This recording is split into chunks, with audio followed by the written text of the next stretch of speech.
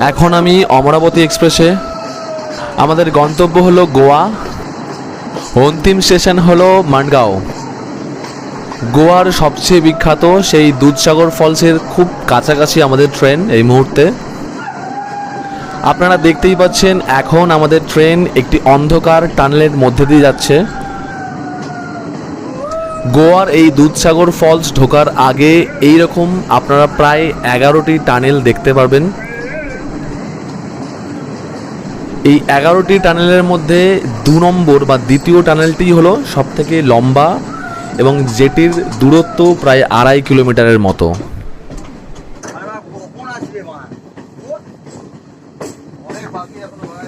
Irritating লাগছে ভাই এবার।